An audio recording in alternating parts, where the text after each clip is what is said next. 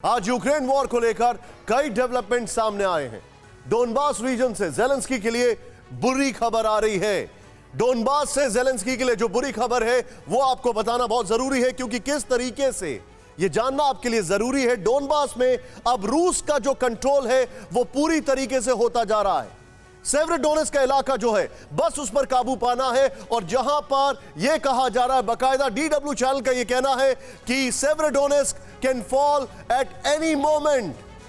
यानी सीधे तौर पर अगर यह कहा जाए सेवेरोडोनेत्स्क में कभी भी कंट्रोल लूज कर सकता है यूक्रेन, तो यह अतिशयोक्ति नहीं होगी। इस सब के बीच आज आपको बताने जा रहे हैं ईस्टर्न यूक्रेन के लीमन इलाके पर रूस का कंट्रोल हो गया है। सेवेरोडोनेत्स्क, बाखमुत और अवदीविका में रूसी सेना एडवांसिंग पोजीशन में है।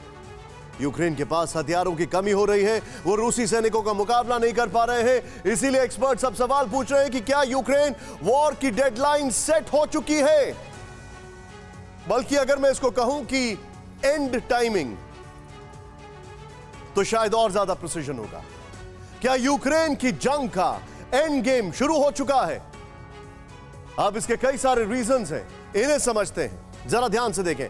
पहली बड़ी बात यह है कि डोनबास में टिकने के लिए यूक्रेन को जिन एडवांस वेपन्स की जरूरत थी वो उन्हें नहीं मिल पा रहे हैं, and that's a fact. MLRS यानी multiple launch rocket system Ukraine को फौरन चाहिए। उनके फॉरेन मिनिस्टर ने कहा, दिमित्रो कुलेबा ने अमेरिका समेत दूसरे देशों से मांग की थी, कहा था कि बिना इन हथियारों के डोनबास में टिकना मुश्किल हो जाएगा। इन्होंने बकायदा वर्ल्ड इकोनॉमिक फोरम में दावोस में सिर्फ दो शब्दों का इस्तेमाल किया। पहला था MLRS और दूसरा था ASAP। ASAP का मतलब होता है तुरंत, MLRS का मतलब होता है मल्टीपल लॉन्च रॉकेट सिस्टम। दूसरी बड़ी बात यह है कि अब अमेरिका की तरफ से भी जैवलिन और स्ट्रिंगर मिसाइलों का आना कम हो गया है। रेथॉन और लॉकहीड मार्टिन हाथ खड़े कर चुके हैं। वो तो यहां तक बोल रहे हैं कि हम ताइवान को भी उनके जो स्टॉक्स हैं जो पहले से डिसाइडेड है वो नहीं दे पाएंगे, तो आपको क्या देंगे आप? ये हाथ खड़े कर चुकी हैं। प्रोडक्शन डिले हो रहा है। पेंटागन से मुलाकातें हो चुकी हैं, ऑस्टिन मुलाकातें कर चुके हैं, लेकिन unfortunately they can not cope up. America के पास भी मिसाइलों की संख्या कम हो गई है। चिंताजनक बात यह है कि जो भी मिसाइल और जो भी वेपन सिस्टम इनको दिया जा रहा है वो सब पुराने हैं। डेनमार्क ने कहा कि हम आपको हार्पून मिसाइल सिस्टम देंगे। कोल्ड वॉर 2 का है वो हार्पून मिसाइल सिस्टम, जिसको सीखने में भी कम से कम 2 से 3 महीने का वक्त लगेगा। क्या करेगा यूक्रेन? यूक्रेन फ्रंट पर तीसरी बड़ी खबर इजराइल से आ रही है। RT.com के मुताबिक इजराइल ने यूक्रेन के साथ स्पाइक एंटी टैंक मिसाइल की डील को ब्लॉक कर दिया है। असल में यह मिसाइल इजराइल के लाइसेंस पर जर्मनी में एक इजराइल मैन्युफैक्चरिंग यूनिट में प्रोड्यूस होता है।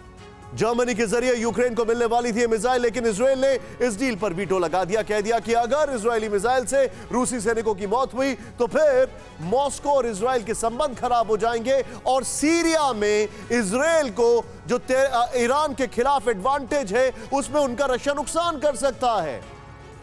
वैसे जब ये डिबेट जारी है तो उस वक्त यूक्रेन के पड़ोसी मुल्क को भी डर सताने लगा है। पोलैंड में यूक्रेन के एनवॉय का कहना है कि पोलैंड खुद को रूसी हमले के लिए तैयार कर रहा है। पोलैंड के डिफेंस मिनिस्टर ने अमेरिका से नए पेट्रियट डिफेंस मिसाइल सिस्टम की मांग की है। और hold on, patriot missile system जो है अनफॉर्चुनेटली स्कैंडर मिसाइल तक को रोक नहीं सकता है, तो उनको बेसिकली चाहिए S-300, S-400, और वो कहां से मिलेंगे? पोलैंड खुद इनसिक्योर है, उसके बाद सिर्फ एक चार्टर है, और वो चार्टर है नेटो का, जो कहता है attack on one means attack on all. इसके अलावा उनके पास कोई हथियार नहीं है। और इससे भी बड़ी बात, अगर आज यूक्रेन के सामने सभी मुल्कों ने हाथ खड़े कर दिए हैं, इससे पूरी दुनिया में 2 मैसेज साफ चले गए हैं। पहला मैसेज ये कि आपको नेटो का मेंबर होना जरूरी है, और दूसरा मैसेज ये कि अगर आप नेटो के मेंबर नहीं है तो आपके पास न्यूक्लियर वेपन होना जरूरी है।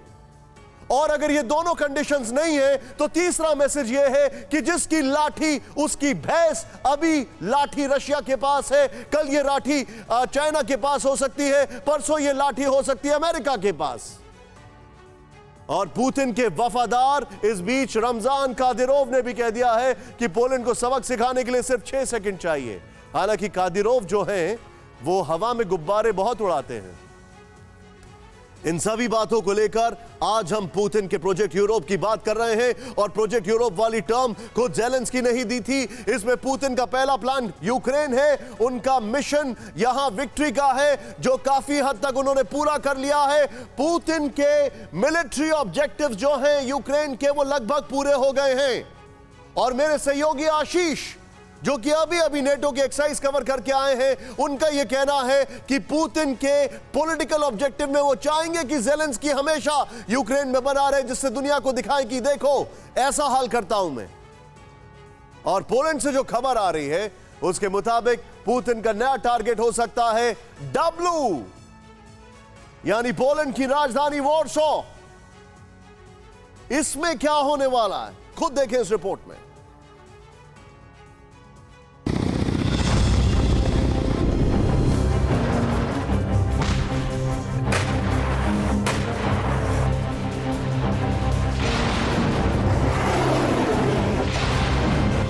क्या पुतिन ने प्रोजेक्ट यूरोप का पहला टारगेट चुन लिया? क्या यूक्रेन वॉर के बाद अगली जंग पोलैंड में होगी? क्या मिशन पोलैंड के लिए पुतिन ने ग्रीन सिग्नल दे दिया? पुतिन का टारगेट क्लियर, पोलैंड में बढ़ गया डर।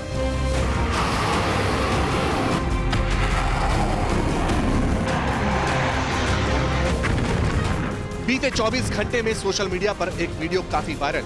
24 सेकंड की एक क्लिप कई बार देखी जा चुकी है, सुनी जा चुकी है। इस बयान का असर यूक्रेन के बॉर्डर वाले इलाकों में दिखाई देने लगा है।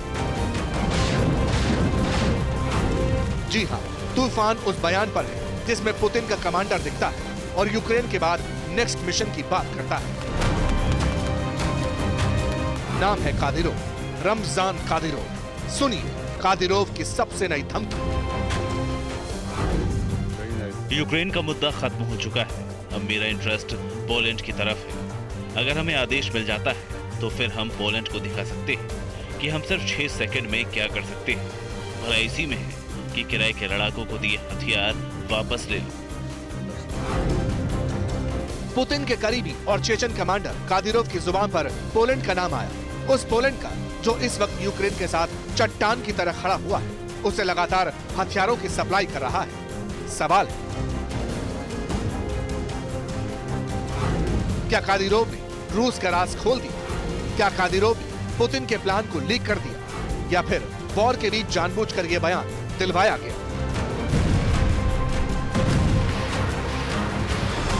अब पुतिन के दिमाग में क्या चलता है, उनका अगला कदम क्या होगा, यह समझना मुश्किल है। लेकिन इतना जरूर है कि जिस वक्त कादिरोव का वीडियो ईस्टर्न यूरोप की मीडिया में सर्कुलेट हुआ, उसी दौरान पोलैंड के अंदर भी बड़ी हलचल दिखाई दी। पोलैंड के डिफेंस मिनिस्टर अचानक एक्टिव दिखाई दिए। इस एक्टिवनेस की वजह यह थी कि पोलैंड ने अचानक अमेरिका से और पैट्रियट डिफेंस सिस्टम की मांग की। कम से कम 6 एडिशनल पैट्रियट बैटरीज की डिमांड की गई है। जो इक्विपमेंट मांगे गए उसमें रडार्स, मिसाइल लॉन्चर्स और मिसाइलों का पूरा स्टॉक मौजूद हो।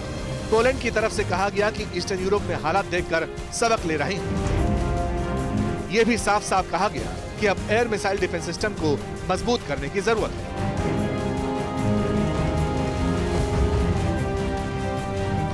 वैसे आपको याद होगा कि कुछ दिन पहले ही पोलैंड ने अपने लिए न्यूक्लियर वेपन्स तक की डिमांड की थी। पोलैंड के डिप्टी पीएम ने कहा था कि अमेरिका अगर चाहे तो पोलैंड के बॉर्डर पर न्यूक्लियर वेपन्स को डिप्लॉय कर सकता है। मतलब साफ है, पोलैंड जिस तरह यूक्रेन की मदद कर रहा है उससे इतना तय है कि वो रूस की आंखों में खटकने लगा है और ये बात पोलैंड भी जानता है। इसीलिए वो खुद की सिक्योरिटी को लेकर न्यूक्लियर डिटरेंस चाहता है। लेकिन सवाल है कि क्या अमेरिका या दूसरे पश्चिमी मुल्क पोलैंड की यह हसरत पूरा करेंगे? क्या पोलैंड के नाम पर विश्व युद्ध की जमीन तैयार करेंगे?